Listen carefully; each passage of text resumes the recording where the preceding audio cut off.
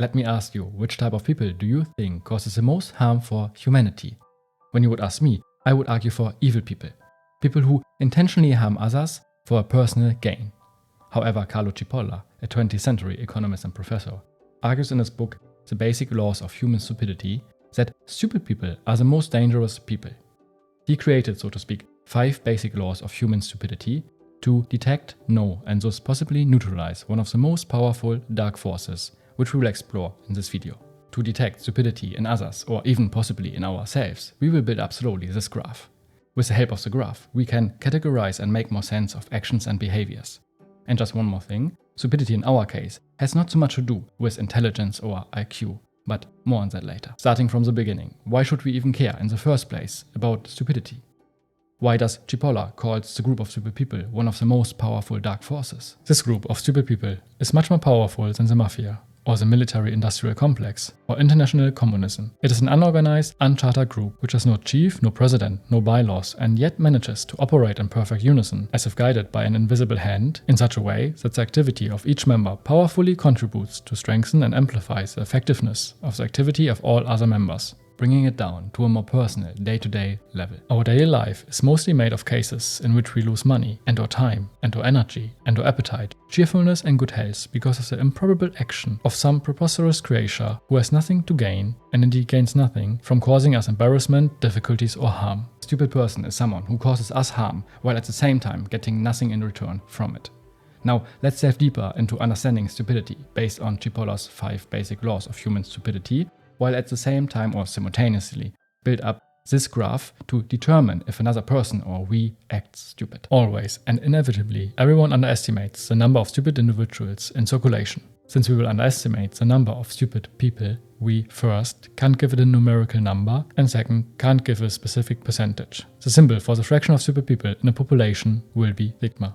The probability that a certain person be stupid is independent of any other characteristic of that person. The second law states if a person is stupid or not is unrelated to other attributes of that person, such as height or beauty. From the second law, we can derive the following argument. I firmly believe that stupidity is an indiscriminate privilege of all human groups and is uniformly distributed according to a constant proportion. He argues that he went through research and checked blue and white collar workers, students, professors, and even Nobel laureates. All had a similar frequency, sigma, of stupid people, whether I considered a large university or a small college, a famous institution or an obscure one. I found that the same fraction, sigma, of the professors are stupid. From all of this, he concluded whether the second basic law is liked or not. However, its implications are frightening. The law implies that whether you move in distinguished circles or you take refuge among the headhunters of Polynesia, whether you lock yourself in a monastery or decide to spend the rest of your life in the company of beautiful and lascivious women, you always have to face the same percentage of stupid people, which percentage, in accordance with the first law, will always surpass your expectations. Cipolla goes on explaining that we as humans are social animals. No matter if we are introverted or extroverted, to some extent we all have contact with our fellow human beings.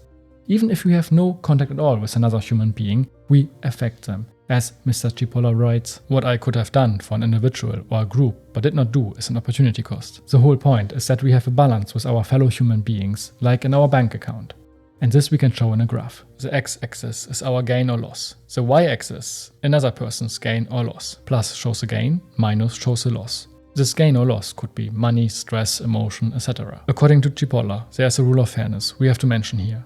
A does an action. The effect of this action on A himself or herself we base on A's values. A's action affects person B. This effect we base on B's values. So the effect of an action by A on B is decided by B. So far, so good. We continue the explanation of this graph in a moment. A stupid person is a person who causes losses to another person or to a group of persons, while himself deriving no gain and even possibly incurring losses. The third law is basically the definition of a stupid person. So we are here not talking about IQ, for example.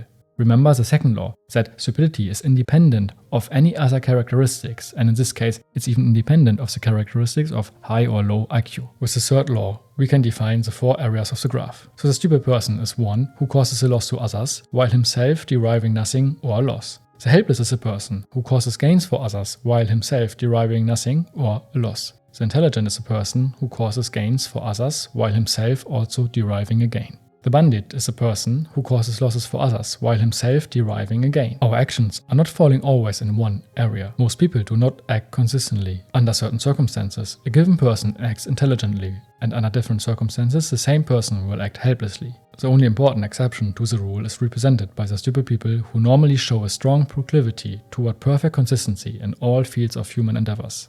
People in the H, I, and B areas can be fairly distributed inside the area itself. Let's take the bandit for example. We can divide this area. On this line you will find perfect bandits, those who exactly get what they take. So minus 100 for others, plus 100 for themselves. Intelligent bandits, or BIs, are those whose gains are larger than the losses which they cause. Let's say plus 110 for themselves and minus 90 for others. Stupid bandits, or BS, are those whose gains are lesser than the losses they cause. Let's say plus 90 for themselves and minus 110 for others. Most stupid people are on the line Y, causing damage to others while by themselves getting no gain. Super stupid persons are, according to Cipolla, not so often and would be seen in the square of S. Those are not just causing losses to others, but even losses to themselves. Remember, in the beginning, we ask ourselves the question, why should we even care about stupid people? Well, what we know so far is that stupid people causes losses or net losses to another human being. And it would be even okay if they just causes losses to another human being. But the main problem arises when stupid people are in a position of power, where they can do actions which affects a bigger group of people or even whole humanity. The second factor which determines the potential of a stupid person is related to the position of power and consequence which he occupies in society. How is it even possible that stupid people get to a position of power in the first place? Let's have a look at Cipolla's answer, how this can happen in a democratic system. Within a democratic system, general elections are a most effective instrument to ensure the steady maintenance of fraction sigma among the powerful. One has to keep in mind that according to the second basic law, the fraction sigma of the voting population are stupid people, and the elections offer to all of them at once a magnificent opportunity to harm everybody else without gaining anything from their actions. They do so by contributing to the maintenance of the sigma level of those in power. What makes stupidity itself so dangerous? Essentially, stupid people are dangerous and damaging because reasonable people find it difficult to imagine and understand unreasonable behavior. We understand roughly the bandits, the helpless, the intelligent, because they follow more or less a logical or rational pattern. Even if this pattern involves evil conduct. Because we can think by ourselves of their motives, because probably we have similar motives. When someone wants to just gain something for him or herself, we can understand it in some way or another because we have probably deep down in us, or most of us, a similar motive, so we can more or less understand it. It's difficult to understand the stupid person, because the stupid person's actions not conform to the rules of rationality. It follows that A. One is generally caught by surprise by the attack. B. Even when one becomes aware of the attack, one cannot organize a rational defense, because the attack itself lacks any rational structure. Non-stupid people always underestimate the damaging power of stupid individuals. In particular, non-stupid people constantly forget that at all times and places and under any circumstances, to deal and or associate with stupid people infallibly turns out to be a costly mistake. We are not only underestimating the number of stupid people, the first basic law, but also the damaging power they possess, the fourth basic law. One is tempted to believe that a stupid man will only do harm to himself, but this is confusing stupidity with helplessness. A stupid person is the most dangerous type of person. A stupid person is more dangerous than a bandit. We talked about the effect stupid people possibly have on an individual level. Let's move one level higher to the societal level. Stupid people cause losses to other people, with no counterpart of gains on their own account. Thus the society as a whole is impoverished. A perfect bandit's action is, according to Cipolla, on a societal level, a wealth transfer. From one individual minus 100 to himself plus 100. The society as a whole is not affected, right? The same goes for a perfectly helpless person. Minus 100 to himself or herself and plus 100 to others. Society as a whole isn't affected. We can say that every action or every human on the right side of the line creates a net benefit for society. Every human or his or her actions on the left side of the line would be a net loss for society. No matter if our society is declining or improving, the fraction sigma is the same.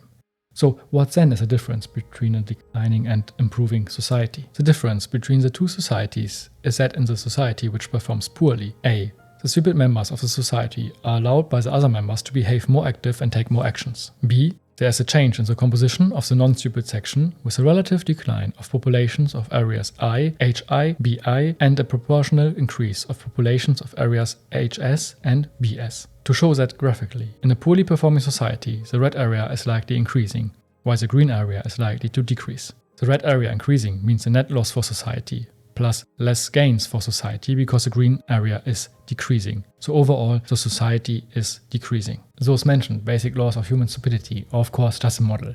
And this book reads more like a satire, but also at the same time, it reads deadly serious. However, in the end it's a model, and we now judge in this video mostly others, or we looked always away from ourselves, but I would say that this model can really help us to judge ourselves. I will start with this, and I will try to reflect myself now a little bit. I think my actions are mostly in the area of the helpless and the intelligent. Of course, I aim to be intelligent with every actions I do, which is more or less, I think, the optimal case. But I would say many actions fall in the helpless area, and also many actions what I do fall in the intelligent area. And of course, some actions I would also say fall in the mundane area, while I try to avoid it. Of course, I also try to avoid the helpless area. And probably some actions which I, of course, want to be ignorant of fall probably in the stupid area. But I really try to avoid it because it's just really like stupid. You have to make your own mind up of what you make from these ideas from Mr. Cipolla's book, The Basic Laws of Human Stupidity. When you're interested in more videos on the topic of stupidity, feel free to check out this video, which is Bonhoeffer's theory of stupidity, or this video, which is about the mental model of Hanlon's razor, which states that we should never attribute to evil or to malice what could adequately explained by stupidity. Thank you so much for taking the time to watch this video. I hope you got some value out of it. And as always, I wish you a fantastic day.